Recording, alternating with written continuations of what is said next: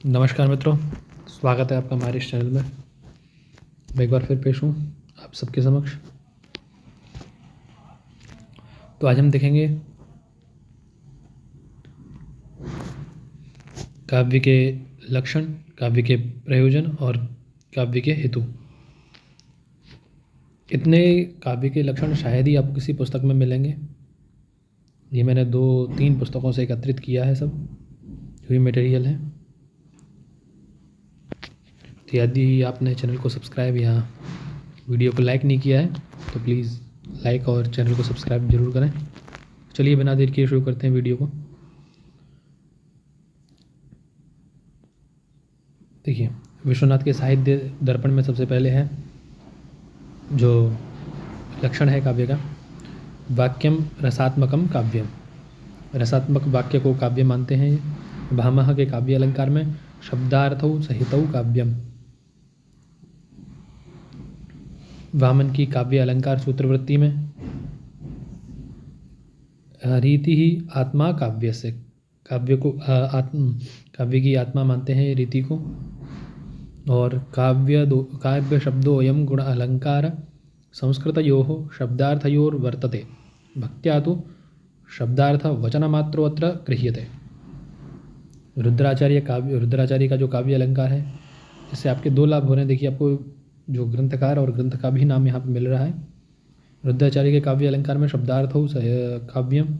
वाग्भट्टाचार्य ने काव्य अनुशासन में, वाग्भट्टाचार्य का क्या है काव्य अनुशासन, जिसमें उन्होंने शब्दार्थौ निर्दोषौ सगुणौ प्रायः सालंकारो काव्यम, ऐसा काव्य का लक्षण दिया है। कुंतक का वक्रोक्ति जीवित है, जिसमें उन्होंने शब्दार्थौ सहितौ वक्र कवि व्यापार शालिनी बंधे व्यवस्थितौ काव्यम तद्विदाह्लादकारिणी। हेमचंद्र ने काव्यानुशासन में अदोषौ सगुणौ सालंकारौ च शब्दार्थौ काव्यम। आनंदवर्धन भन्यालोक में सहृदय हृदयाह्लादि शब्दार्थम अयत्वमेव काव्य लक्षणम। क्षेमेंद्र ने कंठाभरण में काव्यम विशिष्ट शब्दार्थ साहित्य सलंकृति। मम्मट ने काव्य प्रकाश में तददोषौ शब्दार्थो सगुणावनलंकृति पुनः क्वापि। रसगंगाधर में जगन्नाथ ने रमणीयार्थ प्रतिपादकः शब्दः काव्यम। यहाँ 18 आपको लक्षण काव्य के देखने को मिलेंगे। इतने लक्षण आपको किसी और पुस्तक में नहीं मिलेंगे। दंडी ने काव्यादर्श में अपने तैहि शरीरम काव्यानाम अलंकारश्च दर्शिताः शरीरम तावदिष्टार्थम व्यवच्छिन्ना पदावली करके काव्य का लक्षण दिया है। कांतिचंद्र जो काव्य दीपिका के लेखक हैं, इष्टार्थ व्यवच्छिन्ना पदावली काव्यम।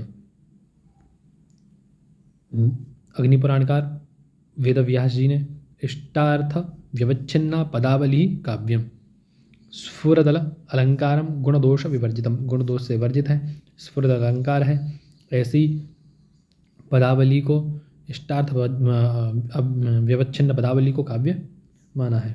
जयदेव ने चंद्रालोक में तिरदोषा लक्षणवती सरीतिर गुणभूषिता सालंकार रसानेक वृत्ति वाक काव्य नाम भाग। अनेक रसों वाली अलंकार से युक्त जो निर्दोषा लक्षणवती रीति है, उसी को उन्होंने काव्य माना है। शौद्धोधनी द्वारा शौद्धोधन और अलंकार शेखर, शौद्धोधन का जो अलंकार शेखर है तथा इसी की वृत्ति लिखी है केशव चंद्र मिश्र ने। उन दोनों ने, यानी शौद्धोधन ने और केशव चंद्र मिश्र ने, काव्यम रसादि मत वाक्यम श्रुतम सुख विशेषकृत, रसादि मत वाक्य को काव्य माना है इन्होंने। सरस्वती कंठाभरण जो कि भोज ने लिखा है, उसमें इन्होंने काव्य का लक्षण निर्दोषम गुणवत् काव्यम अलंकारैरलंकृतम रसान्वितम कभी कुर्वन् कीर्ति प्रीतिंच विन्दति। चंडीदास, इन्होंने काव्य का लक्षण माना है आस्वाद जीवाद पद संदर्भ काव्यम। तो ये तो थे काव्य के लक्षण। 17 लक्षण हैं यहाँ पर, 17 प्रकार के लक्षण मैंने आपको दिखाए। इतने लक्षण कहीं भी आपको नहीं मिलेंगे। अब देखते हैं काव्य के भेद। काव्य के भेद मम्मट ने मम्मटानुसारम काव्यम त्रिविधम अस्ति। 3 प्रकार के काव्य के भेद माने हैं मम्मट ने, उत्तम, मध्यम और अधम। उत्तम काव्य का लक्षण, इदम उत्तम अतिशयिनी व्यंग्ये वाच्याद ध्वनि ही बुधि ही कथिता। यानी जहाँ पर वाच्यार्थ की अपेक्षा व्यंग्यार्थ अधिक चमत्कारवान हो वहाँ पर उत्तम काव्य होता है। मध्यम काव्य, अतादृशी गुणीभूतम व्यंग्यम व्यंग्ये तो मध्यमम। यत्र व्यंग्यार्थ, जहाँ पर व्यंग्यार्थ वाच्यार्थ में गुणीभूत हो जाए तत्र मध्यम काव्य, वहाँ मध्यम काव्य होता है। अवर काव्य यानी अधम काव्य, शब्द चित्रम वाच्य चित्रम अव्यंगम तो अवरम स्मृतम। शब्द अलंकार अर्थालंकार युक्त, शब्द अलंकार और अर्थालंकार युक्त व्यंग से रहित काव्य को अवर काव्य कहा जाता है। जहाँ पर शब्द अलंकार और अर्थालंकार हो और व्यंग न हो। विश्वनाथ ने काव्यम गुणी ध्वनि गुणीभूतम व्यंगम चेति द्विधा मतम। 2 प्रकार का काव्य माना है, ध्वनि गुणीभूत और व्यंग। पुनः दृश्य श्रव्य भेदेन पुनः काव्यम द्विधा, और दृश्य श्रव्य भेद से पुनः काव्य के 2 प्रकार माने हैं।